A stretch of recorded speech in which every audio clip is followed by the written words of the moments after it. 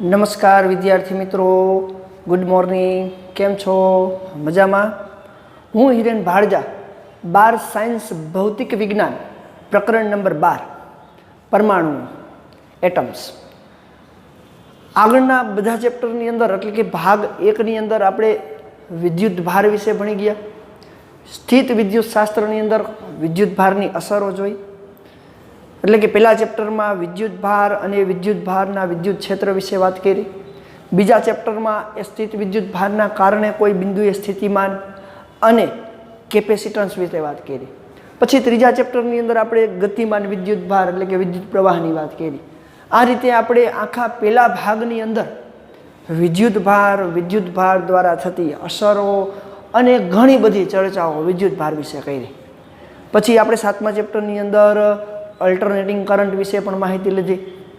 પણ એ ભાગ 1 એ આખો આપણા માટે વિદ્યુત ભારની લાક્ષણિકતા અથવા તો વિદ્યુત ભારના ગુણધર્મ ઉપર હતો. હવે ભાગ 2ની અંદર આપણું 12મું ચેપ્ટર એટલે કે એટમ્સ, પરમાણુ. પરમાણુ શું છે? પરમાણુ એટલે શું? પરમાણુની અંદર શું શું હોઈ શકે? પરમાણુ દ્વારા ઉત્સર્જિત તરંગ લંબાઈ કે એ તરંગ લંબાઈ દ્વારા ઉત્સર્જિત અલગ અલગ વર્ણપટ વિશે આપણે ચર્ચા આ ચેપ્ટરની અંદર કરવાના છીએ. એટમ એટલે શું? પરમાણુ એટલે શું? તો એની ચર્ચા છે એ આગળના ધોરણની અંદર આપણે કરી લીધી છે. નાના ધોરણની અંદર આપણે અભ્યાસ કરતા હતા ત્યારે પરમાણુ ને પરમાણુની અંદર જાણે કે સમગ્ર દળ એના કેન્દ્રમાં કેન્દ્રિત થયેલું હોય, એને આપણે ન્યુક્લિયસ કહેતા હતા. એ કેન્દ્રની અંદર ધન વિદ્યુત ભારિત એવા પ્રોટોન અને એના તટસ્થીકરણ માટે એને સંકેન્દ્રિત કરી રાખે એના માટે એની અંદર ન્યુટ્રોન આવેલા હોય છે. આ બધી ચર્ચા આપણે નાના ધોરણની અંદર કરી લીધી છે. હવે એ ધન વિદ્યુત ભારિત પ્રોટોન અને ન્યુટ્રોનથી સંયુક્ત જાણે કે એનું દળ ત્યાં જ કેન્દ્રિત થયેલું હોય, એની આજુબાજુના વિસ્તારમાં ચોક્કસ કક્ષામાં ઋણ વિદ્યુત ભારિત એવા ઇલેક્ટ્રોન ગતિ કરે છે. તો આ જે ઋણ વિદ્યુત ભારિત એવા ઇલેક્ટ્રોન ચોક્કસ કક્ષામાં ગતિ કરે છે, આ ચોક્કસ કક્ષામાં ગતિ કરતા આ ઇલેક્ટ્રોન અને ન્યુક્લિયસથી બનતા આ તંત્રને આપણે શું કહીએ છીએ? પરમાણુ કહીએ છીએ. તો આ પરમાણુ વિશે માહિતી આપણે લેવાની છે. તો પરમાણુની શોધ કોને કરી? પરમાણુની સંકલ્પના શું છે? પરમાણુ એ કેવી લાક્ષણિકતાઓ સાથે કામ કરે છે? કારણ કે અલગ અલગ તત્વના પરમાણુની અંદર ધન વિદ્યુત ભારિત એવા પ્રોટોન અને ઇલેક્ટ્રોનની સંખ્યાઓ અલગ અલગ હોઈ શકે, છતાં પણ એ તત્વ કઈ રીતે તટસ્થ રહે છે? તટસ્થ રહેવું એટલે ધન વિદ્યુત ભાર એવા પ્રોટોન અને ઋણ વિદ્યુત ભારિત એવા ઇલેક્ટ્રોનની સંખ્યાઓના સમૂહને તટસ્થ એટલે કે બંનેનો સરવાળો નિયર ઇક્વલ ટુ 0 થાય. છતાં પણ અલગ અલગ તત્વ માટે આવા વિતરિત થયેલા પરમાણુને કેવી રીતે રજૂ કરવામાં આવે છે એની ચર્ચા આપણે આ 12મા ચેપ્ટરની અંદર કરવાની છે. તો સૌપ્રથમ આપણે વાત કરીએ કે 1897ની અંદર તો સૌથી પહેલાં પરમાણુની મોડલ રજૂ કરવાવાળો એક ઇંગ્લિશ ભૌતિકશાસ્ત્ર, એક અંગ્રેજ ભૌતિકશાસ્ત્રી જે થોમ્સન.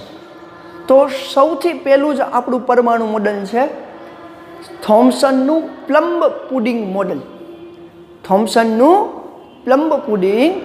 મોડલ. ચાલો, તો આપણે સૌથી આ પહેલું પરમાણુ મોડલ રજૂ કરનાર થોમ્સન જે થોમ્સનનું પ્લમ્બ પુડિંગ મોડલ શું કહે છે એની આપણે વાત કરવાની છે. તો પ્રશ્ન આપણને કંઈક આ રીતે પૂછાઈ શકે કે થોમ્સનનું પ્લમ્બ પુડિંગ મોડલ વર્ણવો અને આ મોડલની મર્યાદાઓ જણાવો.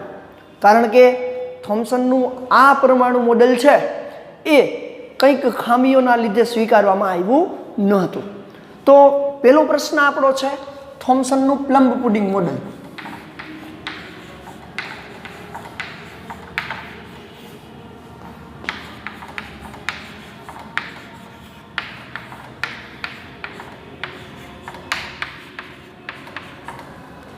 થોમ્સનનું પ્લમ્બ પુડિંગ મોડલ એટલે કે પરમાણુનું આ સૌ પ્રથમ મોડલ હતું. ઈસવીસન 1897 ઈસવીસન 1897 ઇંગ્લિશ ભૌતિકશાસ્ત્રી જે થોમ્સન નામના વૈજ્ઞાનિકે પરમાણુ ઉપરના ઘણા બધા પ્રયોગો પરથી એને એવું કીધું કે આપેલ આ પરમાણુ મોડલ એ કંઈક એવી રીતે હોય છે કે જાણે કે કોઈ એક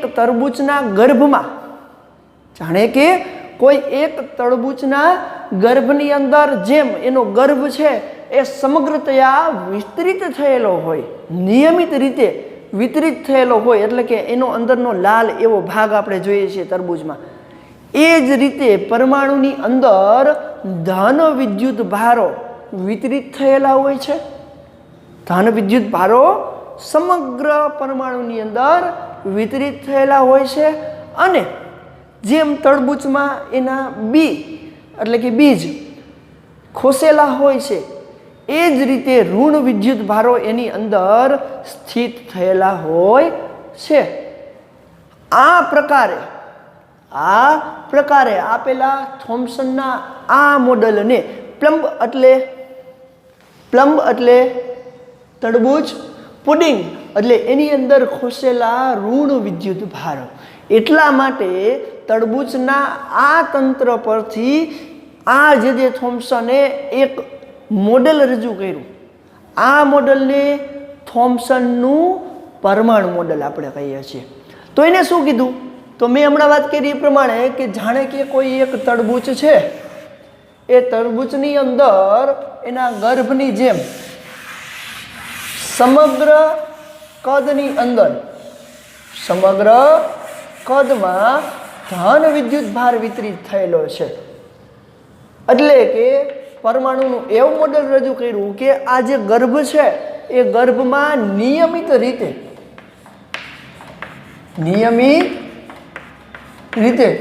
ધન વિદ્યુત ભાર વિતરિત થયેલો હોય. ધન વિદ્યુત ભાર વિતરિત થયેલો છે.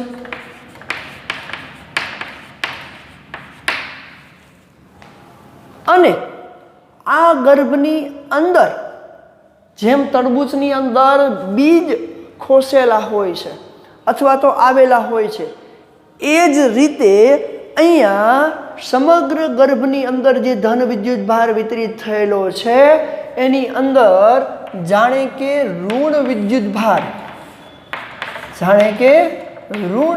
ભાર આ રીતે નિયમિત રીતે વિતરિત થયેલા છે. તરબૂચ જેવા જ મોડલ પર આધારિત અહીંયા જે વિદ્યુત ભાર છે એ ઋણ વિદ્યુત ભાર છે.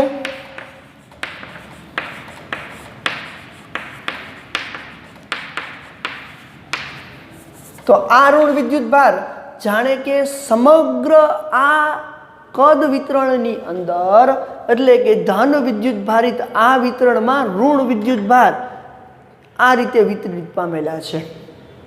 એટલે કે સ્થિત વિદ્યુત ભાર તંત્રની જેમ આવર્તે છે. તો આ રીતે આપેલા આ મોડલને થોમ્સનનું પ્લમ્બ પુડિંગ મોડલ તરીકે ઓળખીએ છીએ.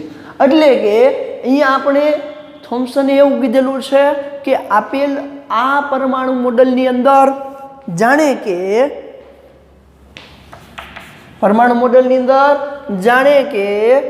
પરમાણુમાં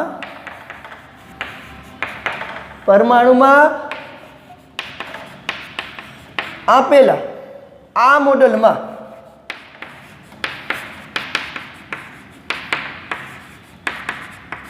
જાણે કે ધન વિદ્યુત ભાર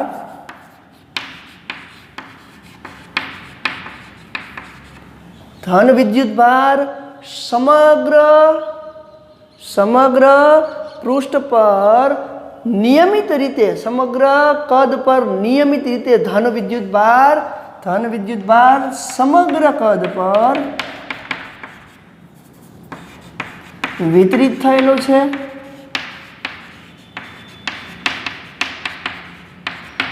અને ઋણ વિદ્યુત ભાર આ કદ વિતરણની અંદર સ્થિત રીતે આવેલા છે અને ઋણ વિદ્યુત ભાર આ વિતરણમાં સ્થિત રીતે વિતરિત થયેલા છે.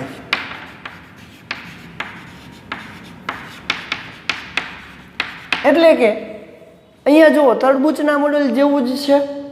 તો થોમ્સને એવું કીધું કે તરબૂચની અંદર જાણે કે એના ગર્ભ આખા કદ વિતરણની અંદર વિતરિત થયેલો હોય અને એના બીજ આખા આ ગર્ભની અંદર કે કદ વિતરણની અંદર આમ ખોસેલા હોય એ રીતે દર્શાવેલું છે. તો તરબૂચના આ મોડેલ પરથી પરમાણુ મોડેલને લાવેલું છે. એટલા માટે એને થોમ્સનનું પ્લમ્બ પુડિંગ મોડેલ કહે છે. શું કહે છે? પ્લમ્બ પુડિંગ મોડેલ. તો અહીંયા આપણે લખી શકીએ કે આ મોડેલ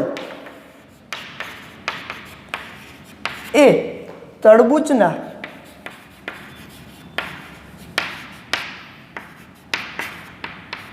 મોડેલ પરથી, એટલે કે તરબૂચના ગર્ભ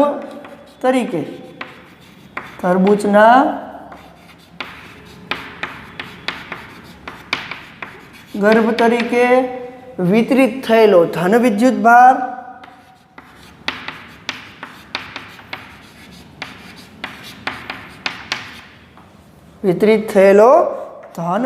ભાર અને તેમાં ખોસેલા બીજ તરીકે તેમાં રહેલા બીજ તરીકે ઋણ વિદ્યુત ભારને રજૂ કરવામાં આવે છે.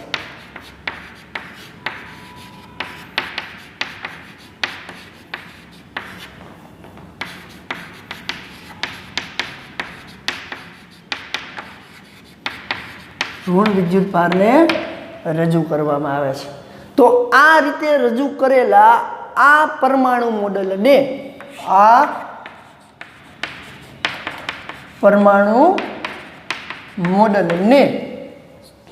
શું નામ આપી દીધું? તો કે થોમ્સને આ પરમાણુ મોડેલની શોધ કરી છે, એટલા માટે થોમ્સનનું પ્લમ્બ પુડિંગ મોડેલ તરીકે ઓળખવામાં આવે છે. હવે તમે જુઓ છો કે તમે નાના ધોરણની અંદર ભણી જ ગયા છો કે ખરેખર પરમાણુ મોડેલ આવું હોઈ શકે નહીં. એટલે કે આ પરમાણુ મોડેલની અંદર કંઈક ખામીઓ છે, એની કંઈક મર્યાદાઓ છે. તો આ થોમ્સનના પ્લમ્બ પુડિંગ મોડેલની મર્યાદાઓ આપણે જોઈએ.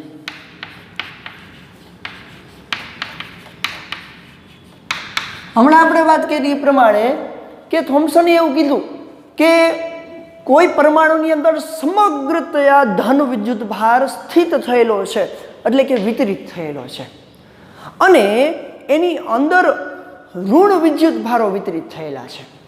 એની અંદર ઋણ વિદ્યુત ભારો સ્થિત રીતે વિતરિત થયેલા છે, એટલે કે ગતિ કરતા નથી.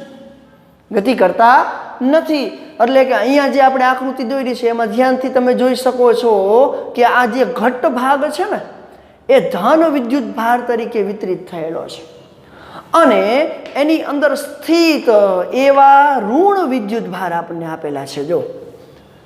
જો આવું શક્ય હોય તો આપણે સ્થિત વિદ્યુત ભાર શાસ્ત્રની અંદર અથવા તો સ્થિત વિદ્યુત શાસ્ત્રની અંદર આગળ પેલા 2 ચેપ્ટર ભણ્યા એની વાત કરીએ.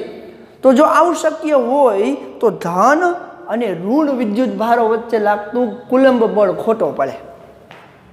કુલંબ બળનો નિયમ એટલે કે આકર્ષણ બળનો નિયમ ખોટો પડે. તો એવું શક્ય નથી, કારણ કે આપણને ખબર છે કે કોઈ એક વિદ્યુત ભારનું તંત્ર જેની અંદર બે ધન વિદ્યુત ભારો હોય કે પછી બે ઋણ વિદ્યુત ભારો વચ્ચે કુલંબીય બળ લાગે છે. જો બે ધન વિદ્યુત ભારો હોય તો બંને વચ્ચે કુલંબીય અપાકર્ષણ બળ લાગે. બે ઋણ વિદ્યુત ભારો હોય તો પણ અપાકર્ષણ બળ લાગે, અને એક ધન અને ઋણ વિદ્યુત ભાર હોય તો કુલંબીય આકર્ષણ બળ લાગે. તો એવું થાય તો અહીંયા સમગ્રતીય ધન વિદ્યુત ભાર હોય તો આ ઋણ વિદ્યુત ભાર એ ધન વિદ્યુત ભારના કારણે પ્રવેગિત થશે. શું થશે? પ્રવેગિત થશે. કેમ પ્રવેગિત થાય? તો કે ધન વિદ્યુત ભાર તમામે તમામ ઋણ વિદ્યુત ભાર પર કુલંબીય આકર્ષણ બળ લગાડે. જો એ કુલંબીય આકર્ષણ બળ લગાડે તો આપેલ મોડલની અંદર શું થશે? તો કે ઋણ વિદ્યુત ભાર અથવા તો ધન વિદ્યુત ભાર એ એકબીજાના કુલંબીય આકર્ષણ બળના કારણે પ્રવેગિત થાય, ગતિમાનમાં આવે, તો આખું મોડલ વિખાઈ જાય. તો આ પહેલી મર્યાદા છે. તો કે શું નથી સમજાવી શક્યો? તો કે આપણે આગળ ભણી ગયા છીએ. પહેલી મર્યાદા એવું કહે છે કે સ્થિત વિદ્યુત શાસ્ત્રમાં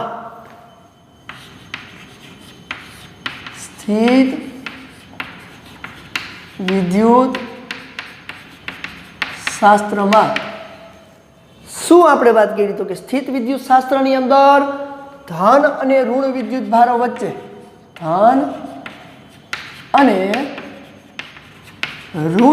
ભારો વચ્ચે લાગતું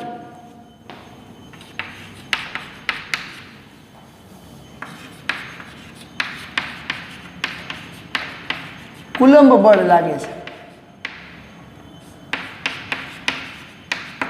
જો કુલંબ બળ લાગે તો શું થાય?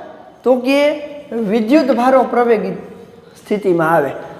જો અહીં વિદ્યુત ભારો વચ્ચે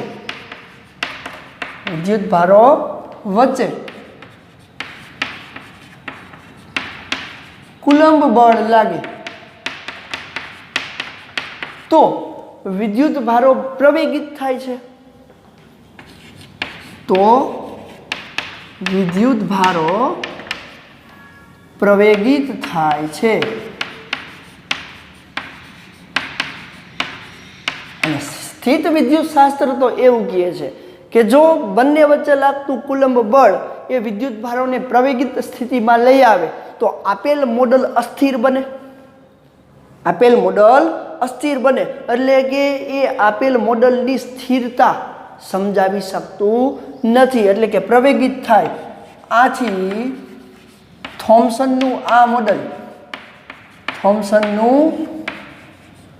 આ મોડલ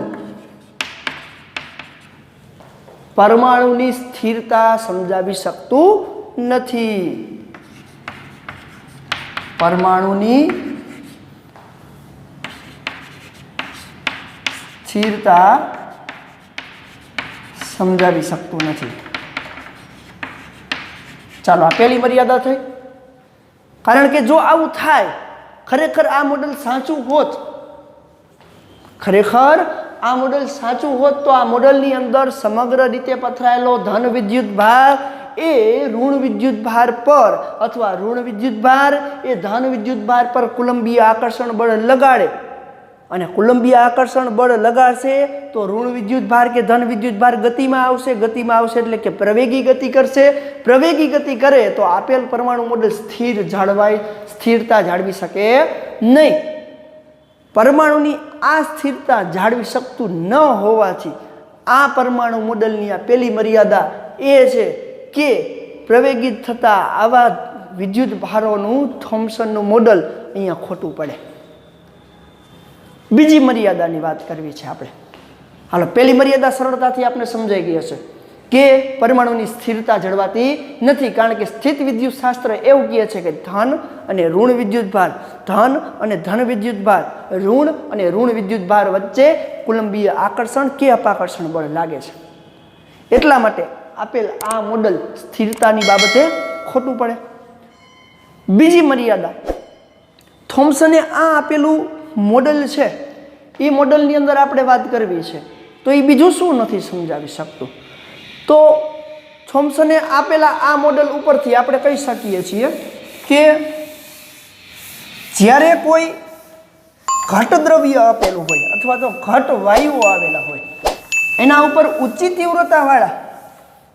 તીવ્રતાવાળા કિરણોને આપાત કરવામાં આવે અથવા તો ઊંચી તીવ્રતાવાળું સ્થિતિમાન આપવામાં આવે ત્યારે એ અલગ અલગ વિદ્યુત ચુંબકીય વિકિરણો ઉત્સર્જિત કરે છે.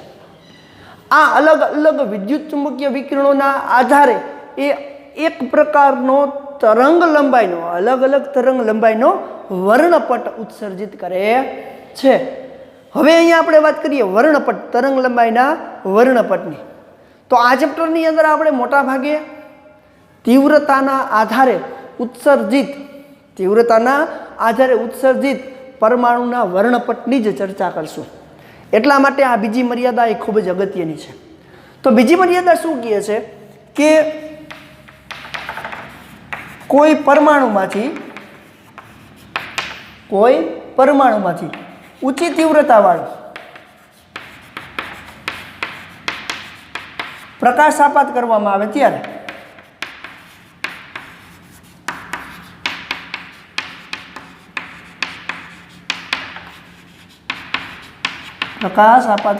આવે ત્યારે તે વિદ્યુત ચુંબકીય વિકિરણ ઉત્સર્જિત કરે છે. તે પરમાણુમાંથી વિદ્યુત ચુંબકીય વિકિરણ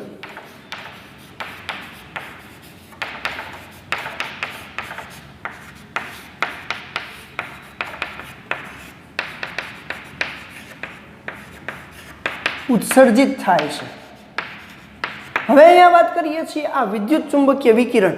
હવે ઊંચી તીવ્રતાવાળું પરમાણુની જગ્યાએ હું લખું છું કે દ્રવ્ય, કારણ કે દ્રવ્ય એ પરમાણુનો જ એક ભાગ છે, એટલે કે પરમાણુ એ દ્રવ્યની અંદર જ આવે. રેડી? તો અહીંયા કોઈ એક દ્રવ્ય ઉપર દ્રઢ અથવા તો ઘટ દ્રવ્યની અંદર ઊંચી તીવ્રતાવાળા કોઈ પ્રકાશને આપાત કરવામાં આવે તો એ અલગ અલગ તરંગ લંબાઈવાળા વિદ્યુત ચુંબકીય વિકિરણ ઉત્સર્જિત કરે છે. તો તમે ચેપ્ટર નંબર 8 ની અંદર વિદ્યુત ચુંબકીય વિકિરણના કુલ 7 પ્રકારો તમે ભણી ગયા છો. એ પૈકી અલગ અલગ તરંગ લંબાઈવાળા વિદ્યુત ચુંબકીય વિકિરણનું ઉત્સર્જન થાય છે. તો આ જે વિદ્યુત ચુંબકીય વિકિરણનું ઉત્સર્જન થાય તો અહીંયા આપણે એક ઉદાહરણ લઈ, ધારો કે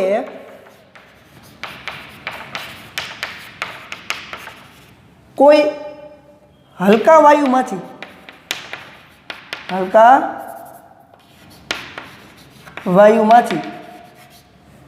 નિયત તીવ્રતાવાળો પ્રકાશ આપાત કરવામાં આવે. નિયત તીવ્રતાવાળો પ્રકાશ આપાત કરતા આ વાયુમાંથી એને ચોક્કસ તરંગ લંબાઈવાળા જ એ પ્રકાશની તીવ્રતાને અનુસંધાને ચોક્કસ તરંગ લંબાઈવાળા જ પ્રકાશનું ઉત્સર્જન થાય છે. એટલે કે કોઈ હલકા વાયુમાંથી નિયત તીવ્રતાવાળો પ્રકાશ આપાત કરતા તેમાંથી અલગ અલગ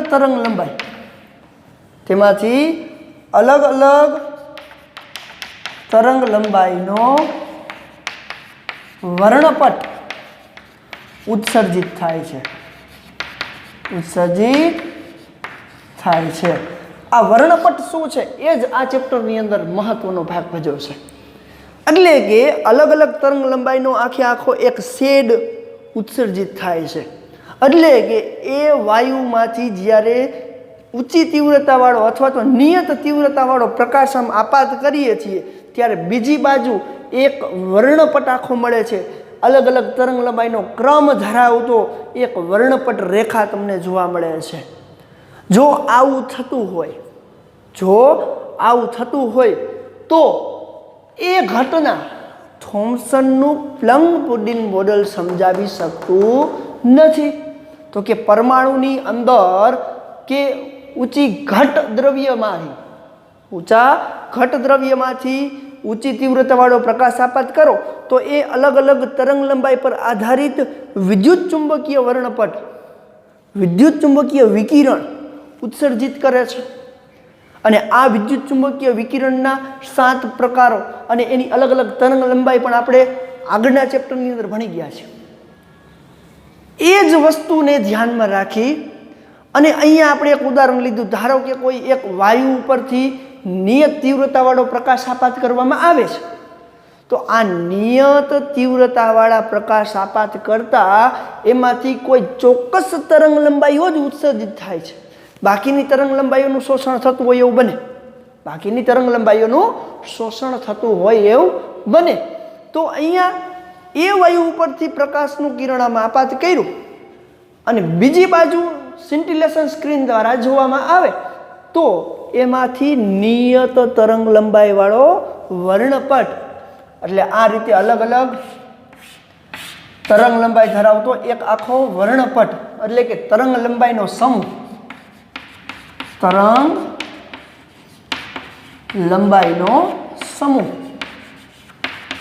જોવા મળે. તરંગ લંબાઈના આ સમૂહને શું કહેવાય? વર્ણપટ. તો આગળ આપણે જોશું. તો આ ઘટના છે એ થોમ્સનનું પ્લમ પુડિંગ મોડલ સમજાવી શકતું નથી. તો આથી થોમ્સનનું પ્લમ પુડિંગ મોડલ એટલે કે થોમ્સનનું પરમાણુ મોડલ એ પરમાણુની દ્રષ્ટિએ ખોટું સાબિત થાય છે. એટલે કે આ પરમાણુ મોડલ એ સ્વીકારવામાં આવતું નથી. અને આપને ખબર જ છે કે પરમાણુનું સાચું મોડલ એ આવું નથી. એટલે કે આ બે મર્યાદાઓ પરથી આપણે કહી શકીએ કે થોમ્સનનું આ મોડલ એ સાચું નીવડતું નથી. તો પછી આપણને પ્રશ્ન એવો થાય કે થોમ્સનનું આ મોડલ એ ખોટું છે, તો સાચું મોડલ કયું છે? તો આ મોડલ પર આધારિત આ મર્યાદાઓને નિવારતા રુથરફોર્ડ નામના વૈજ્ઞાનિકે, આમ વચાય છે રધરફોર્ડ, પણ રુથરફોર્ડ નામના વૈજ્ઞાનિકે આ થોમ્સનના પ્લમ પુડિંગ મોડલની મર્યાદાઓને ધ્યાનમાં રાખી અને એનું પોતાનું પરમાણુ મોડલ રજૂ કર્યું. તો હવે પછી આપણે જોશું રુથરફોર્ડનું પરમાણુ મોડલ. ચાલો, રુથરફોર્ડનું પરમાણુ મોડલ કેવું છે એની વાત કરીએ.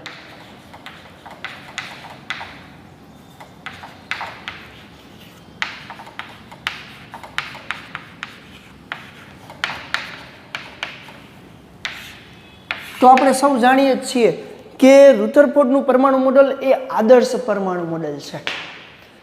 અને આ જે પરમાણુ મોડલ છે એ જ આપણે સ્વીકારેલું છે. છતાં પણ એની એક મર્યાદા છે જે આપણે જોશું. રુથરફોર્ડનું પરમાણુ મોડલ એને કેવી રીતે મેળવ્યું છે? તો કે રુથરફોર્ડે આલ્ફા કણના પ્રકીર્ણનના પ્રયોગ પરથી એ પરમાણુ મોડલની એને રજૂઆત કરેલી છે. તો રુથરફોર્ડે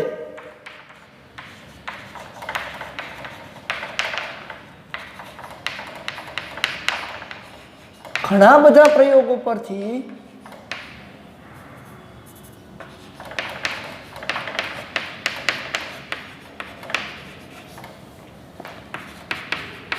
કરેલા આલ્ફા કણના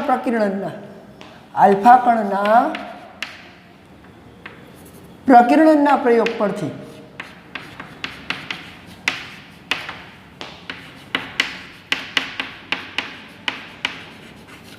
પરમાણુ મોડલ રજૂ કરેલું.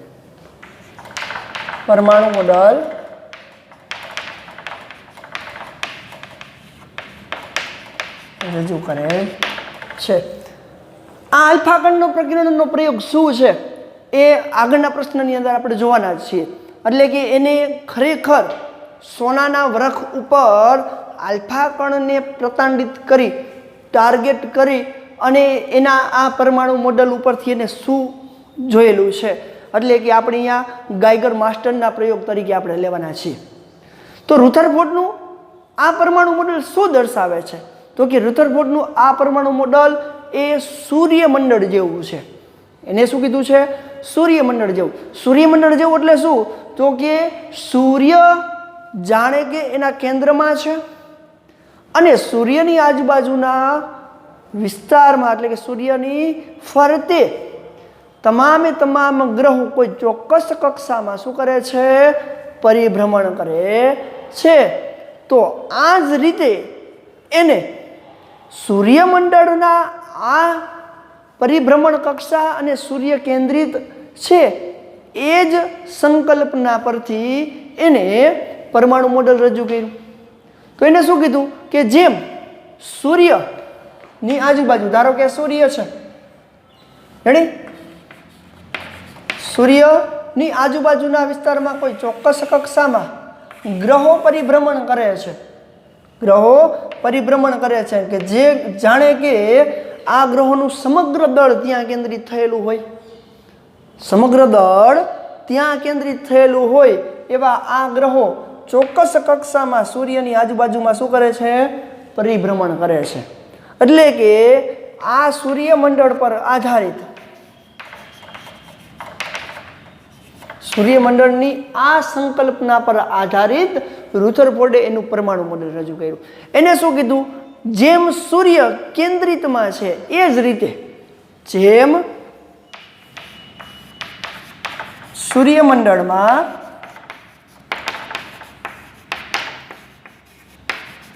સૂર્ય કેન્દ્રમાં છે તે જ રીતે પરમાણુનું સમગ્ર દળ તેના કેન્દ્રમાં કેન્દ્રિત થયેલું છે, તેના કેન્દ્રમાં કેન્દ્રિત થયેલું અને આ કેન્દ્રને એટલે કે કેન્દ્રમાં કેન્દ્રિત થયેલા આ સમગ્ર દળનું જે કેન્દ્ર છે આ કેન્દ્રને તેનું ન્યુક્લિયસ કહે છે.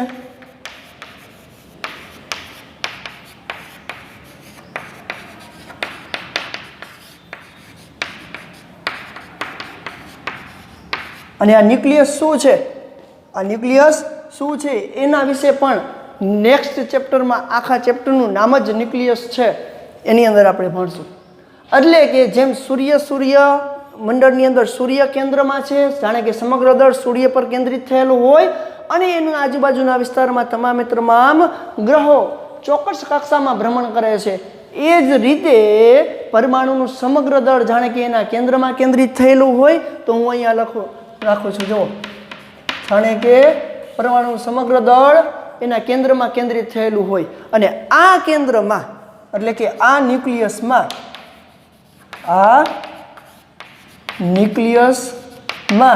ધન વિદ્યુત ભારિત પ્રોટોન આવેલા હોય.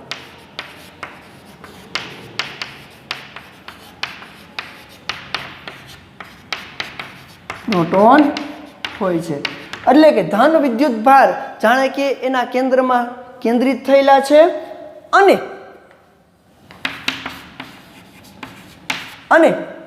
આ ધન વિદ્યુત ભારિત કેન્દ્રિત સમગ્ર દળ જ્યાં છે અને એ ન્યુક્લિયસની આજુબાજુના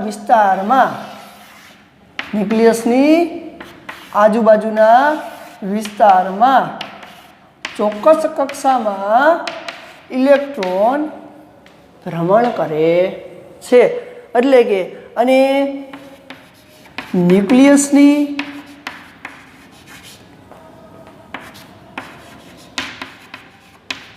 આજુબાજુ ચોક્કસ કક્ષામાં ઋણ વિદ્યુત ભારિત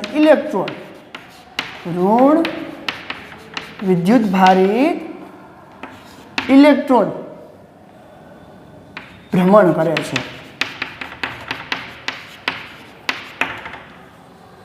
એટલે કે આ રીતે જાણે કે ધન વિદ્યુત ભારિત એવું ન્યુક્લિયસ એક જ જગ્યાએ કેન્દ્રિત થયેલું છે અને એનું આજુબાજુના વિસ્તારમાં ચોક્કસ કક્ષામાં ઉર્જા અનુસાર કેવી રીતે છે એ આગળ આ ચેપ્ટરમાં આપણે ભણવાના છીએ.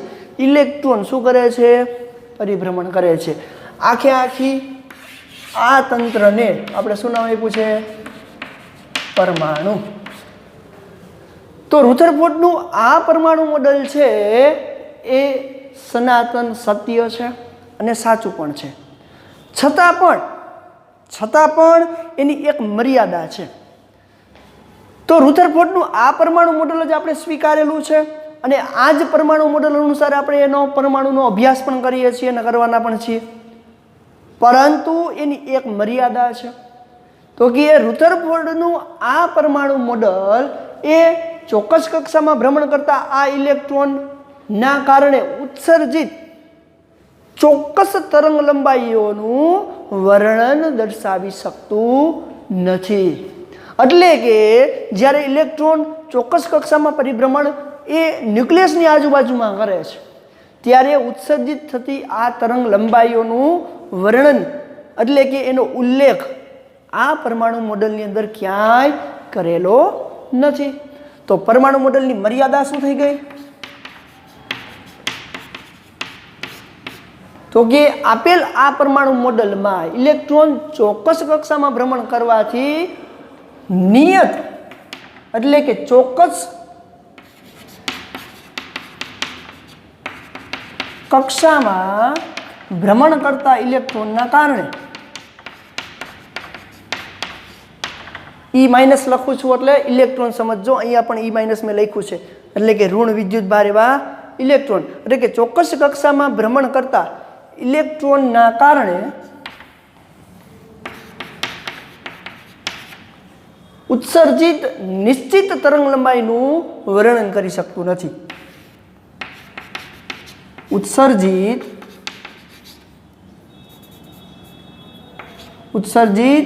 નિશ્ચિત તરંગ લંબાઈ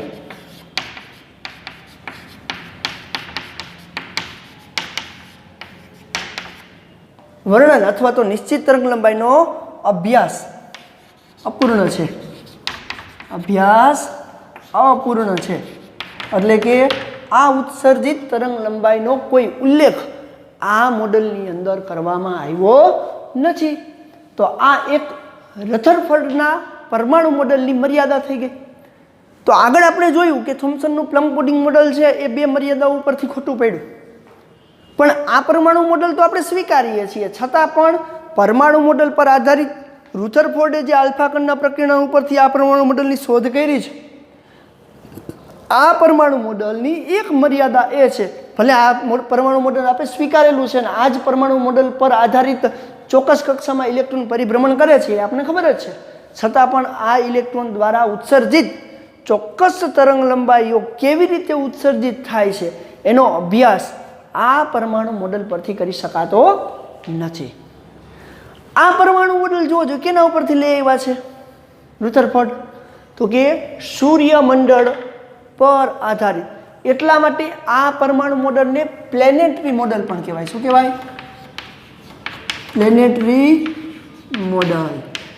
ક્યારેક આપણે 2 માર્ક્સની અંદર પ્રશ્ન પૂછાય કે રુથરફોર્ડનું પ્લેનેટરી મોડલ વર્ણવો, તો આપને આ શબ્દ પણ યાદ હોવો જોઈએ. પ્લેનેટરી મોડલ એટલે પ્લેનેટ ઉપરથી, ગ્રહો ઉપરથી, સૂર્યમંડળ ઉપરથી આ પરમાણુ મોડલનો આવિષ્કાર એને કર્યો છે, એટલા માટે એને પ્લેનેટરી મોડલ તરીકે પણ ઓળખવામાં આવે છે. તો થોમ્સનનું પ્લમ પુડિંગ મોડલ, થોમ્સનના પ્લમ મોડલની મર્યાદાઓ, રુથરફોર્ડનું પરમાણુ મોડલ એટલે કે પ્લેનેટરી મોડલ એ ચોક્કસ કક્ષામાં તમામ ઇલેક્ટ્રોન જાણે કે કોઈ એક દળ સમગ્ર એ જ બિંદુએ કેન્દ્રિત થયેલો હોય એની આજુબાજુના વિસ્તારમાં ચોક્કસ કક્ષામાં ઋણ વિદ્યુત ભારિત એવા ઇલેક્ટ્રોન ભ્રમણ કરે છે અને એના દ્વારા આ ન્યુક્લિયસની આજુબાજુમાં આ ઋણ વિદ્યુત ભાર ભ્રમણ કરતા હોય. એના કારણે હવે આ એની મર્યાદા, તો કે ચોક્કસ કક્ષામાં ભ્રમણ કરતા ઇલેક્ટ્રોનના કારણે ઉત્સર્જિત ચોક્કસ નિશ્ચિત તરંગ લંબાઈઓનો અભ્યાસ આ મોડેલ દ્વારા કરી શકાતો નથી.